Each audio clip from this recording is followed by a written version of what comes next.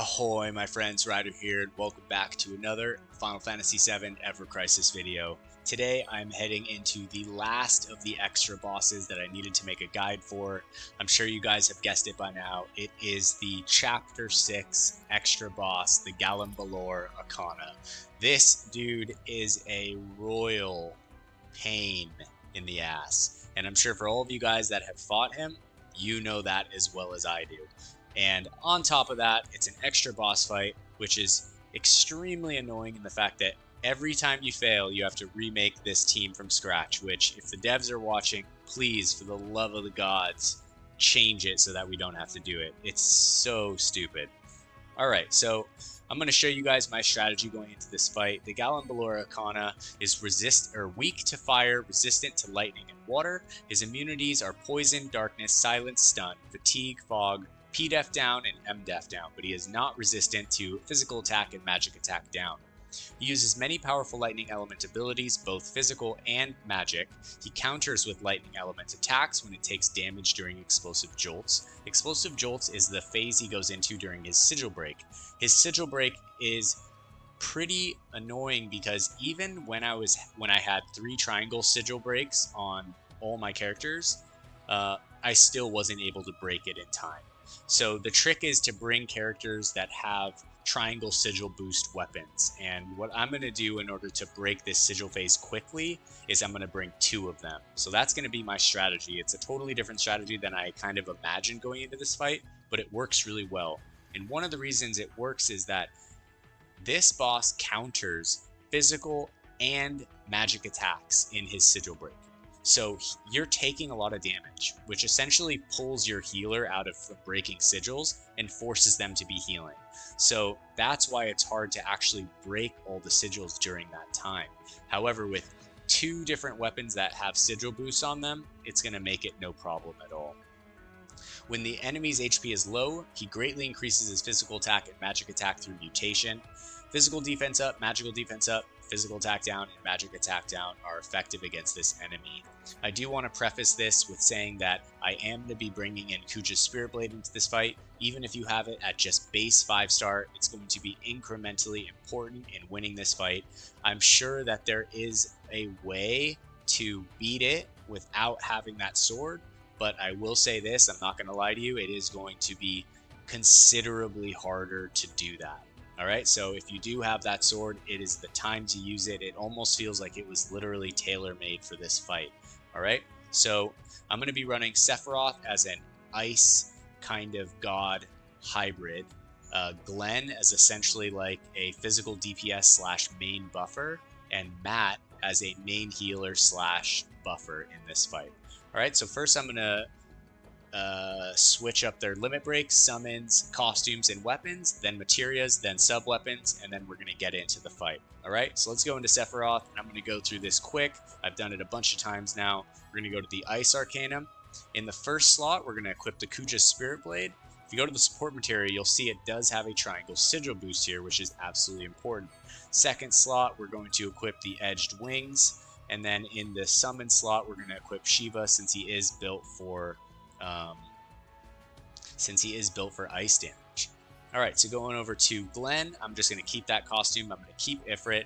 We're going to go down. When I was kind of building for this, I was looking for characters that had triangle sigil boost weapons, and for Glenn, it's Jiggy Fam. So this is an AoE earth weapon, also magic attack. But to be honest, it makes the fight doable, so it kind of seems kind of unorthodox to bring it, but it does work pretty well. So I'm going to equip Jiggy Fam in the first slot.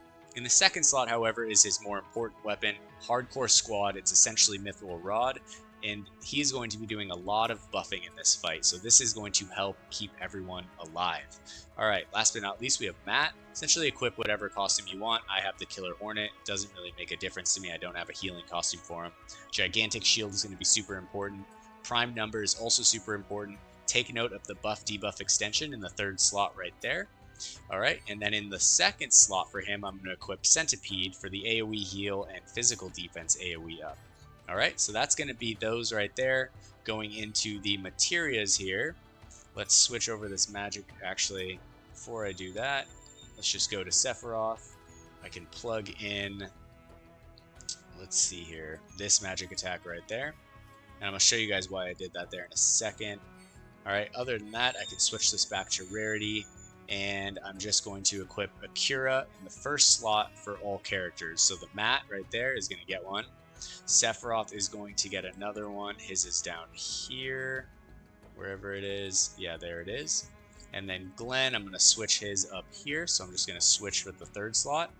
Alright, so now they have Curas in their main slot for all three of the characters. For those of you who haven't seen my videos before, I tend to like the same materia in the same slot on all characters for ease when it comes to manual gameplay. It's easy to know where something is rather than moving them all around on the characters.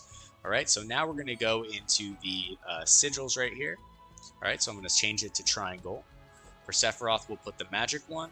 For Glenn, he already has my 5-star triangle sigil rune blow right there.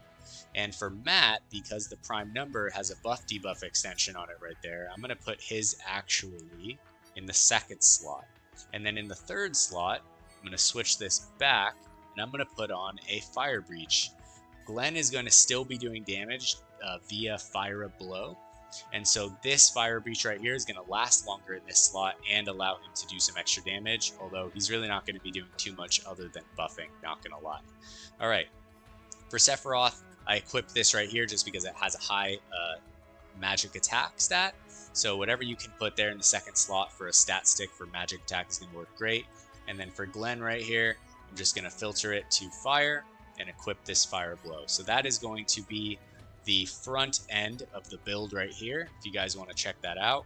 Now we're going to go into the back end, right? So I'm going to leave the Crystal Gloves on Sephiroth for the extra HP, go into the R ability set, change it to Ice, and we are going to equip the Silver Staff and the Absolute Royal, which is going to give Sephiroth a power of 100,000, 7.6k HP, 3.4k magic attack, 118 physical defense, 109 magic defense. His R abilities are as shown, so he still has boost ice potential 5, as you guys can see, but he's still going to be at least somewhat tankier, because if you run him full ice attack build, he'll only be at 5k something HP, and I'd say 7.5k is like the bare minimum for this fight. This dude hits really hard, there's a lot of buffing going on, a lot of debuffing going on, so that's my recommendation, is stay above 7.5k, if not above 8k or higher. Alright, so going over to Glenn. Glenn, I'm going to filter right here. We're going to change this over to fire. Okay, in the first slot, I'm going to equip my newly gotten OB7 Sky Splitter. In the second slot right here, I'm going to equip 1000 Waves. Alright. Now, I have an Amaranth's Claws OB9. I'm essentially just wearing this because it has high HP. So whatever you have that has a high HP stat, just give him that. Try to get his HP up to 8k if you can. Like I said, he's not doing a lot of attacking, so his physical attack stat does not need to be high. If this did not have this physical ability potency, I would still be running it for the HP. So whatever you need to do to have his HP up, I would do that. Glenn is going to be sitting at 8.2k HP, 2.1k physical attack, 1800 magic attack, 127 defense, and 118 magic defense. His R abilities are as shown here. He has physical attack 3 and fire potency 3, which is going to help him on his fire blows, but all in all, he is a main buffer in this fight. Last but not least, we have Matt himself. Let's go here. Now, the first thing I'm going to do is equip Chocobo Staff for the extra healing. After that, he's going to need some HP, so I'm going to equip Aonimi. Whatever you guys need to do to get his HP up, that's what you need to do. And then in the last slot, I'm going to equip the Hell House Cannon for some physical defense and more HP, which is going to leave Matt off with 74k power, 9.2k HP, 1600 magic attack, 2100 healing, 123 physical defense, and 119 magic defense. His R abilities are as shown below, and I will pop this up for you guys to check out. Alright, so that is going to be the team going into this fight. Couple things to go over. In this fight, you want to be not reserved at all with your healing. Matt is going to be doing a lot of healing. That's essentially all he's doing. You might even not get the chance to cast that Fire Breach, and if you don't, it's totally fine. Another thing to note is that the Gallonbaloir Acana is just like Gallonbaloir. At the beginning of the fight, he is going to charge you, but he doesn't do it right away like the Gallonbaloir. So right at the beginning of the fight, I'm going to give a 3, 2, 1, switch to the defense stance, alright? And then essentially the fight's going to go from there. He's going to periodically switch back and forth between physical and magic attacks, and you're essentially going to be buffing with Glenn, debuffing physical attack, magic attack with Sephiroth's Spirit Blade, and with Matt, he's just going to be healing the whole time. Alright, so that's going to be the fight. When we get to the Sigil Break, I'm going to show you how amazing it is to have 2 triangle Sigil Break boost weapons, which makes that part so much easier. And then after that, just remember, this is not a DPS race. We're going to turtle our way through this and make it all the way to the end. Alright, that being said, let's get into this fight. Alright guys, I'm not going to lie, I have died several times on this fight trying to record this video, so hopefully this is the time. Alright, so after I watch this intro, I'm going to give you guys the countdown for this boss. So 3, 2, 1, boom. Alright, after this I'm just going to be healing up. Take note that you do take a physical defense down right there. Alright, Sephiroth is going to start lowering the attack. We are going to good vibes with Glenn and recovery circle with Matt right here. Alright, let's go one more flare star. We can get one more good vibes and 1 healing showers with Matt. Alright, and let's go. Alright, so that's going to be the intro. Here comes Electrocute. It is nice that the first attack he does after lowering your physical defense is a magic attack. So just keep that in mind. Alright, after this we're just going to be healing up and doing some damage. Alright, so Sephiroth's going to go into Aerial Frostblade. And we're going to be slowly healing everyone back up right now. And you can block his attacks if the game doesn't totally lag on you like it is to me right now. Alright, getting back up the HP on everybody. Alright, here we go. Alright, missed my opportunity on that one. So as you can see, I've literally only buffed with Glenn so far. Man, Sephiroth is just taking a beating right now. I'm actually going to heal him for himself. That's the nice thing about having a single target heal on a character. Alright, here we go. He's about to go into his thing right now. I'm going to heal Sephiroth. There we go. Now here comes Electrocute. So Matt's recovery circle is not going to be as useful right now. We're going to Flare Star, break down his attacks. Alright, there we go. And we're going to prepare to block this and heal.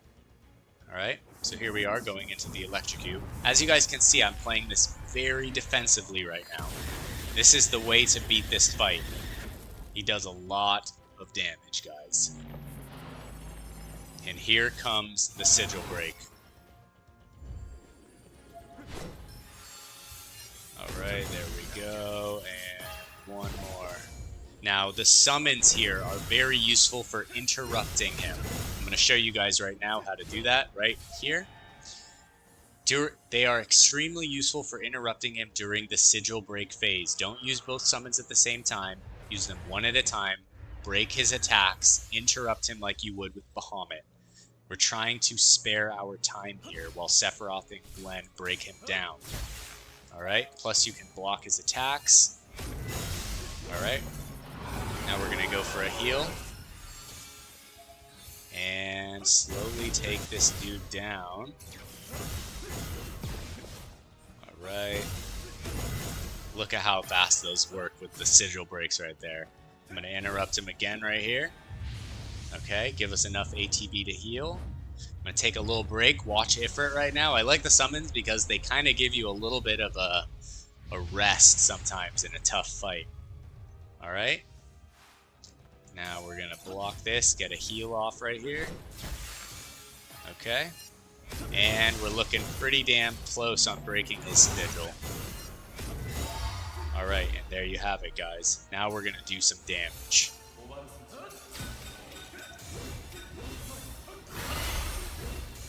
Alright, make sure we get everyone's HP back up.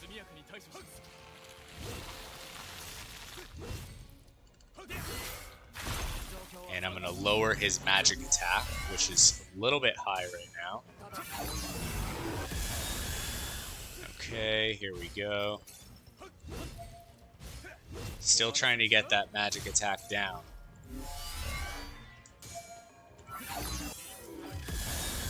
Hopefully Sephiroth can get one more in.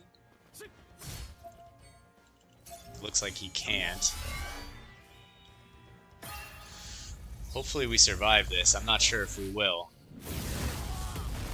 Oh, thank the gods right there. That was so damn close. Alright, so here comes his physical attack up, magic attack up. Alright, I just need to make sure I get Matt healed up. Now I just need him... Oop, gonna interrupt that with Shiva right there, because I'm pretty sure he was targeting Matt. He's a little bit of a bastard like that, this guy. Alright, so here we go. Taking a little bit of a break, but we are through the tougher part. Now we just need to get healed back up and just get the damage going on him. Alright, so here comes the heal. Whew, very close. Sephiroth, I'm going to Flare Star him down. Glenn is going to use good vibes. Alright, I'm going to block this attack. We need to get Matt healed up right here, so I'm going to put a Cura on him. And then I'm going to also Cura him with Sephiroth. Alright, we'll get good vibes going on Glenn. And we're looking pretty solid here. Alright, so this attack you cannot block. Just so you know, it does not matter. It is going to kill one of your characters. So I'm going to Fire Breach with Matt. We're going to do as much damage as we possibly can right here. I've tried to block it. It is not going to work. So just take my word for it, alright? Do as much damage as you can. Matt is going to go down after this. Okay. Keep getting the Fire Breaches right here. We'll fire a blow. Alright, and we'll get off the gigantic shield. And the Hellfire right here. And after he kills Matt, we're just going to burn him down to the ground. Alright, so here comes the Hellfire. Let's frickin' go. Alright guys, it's pretty damn close, I'm not going to lie. Ooh, we could have actually maybe had him before he got this off. This attack does major damage, guys. That was with Matt's Limit Break, 18,000 damage. It is not survivable. Alright, other than that, now we're just going to take him down. Alright guys, so there you have it. That is the Gallonbaloir Acana. Definitely a hard fight. It's going to take some tries. You really got to get used to it. But like I said, this game does not really have that many opportunities where you want to turtle through something.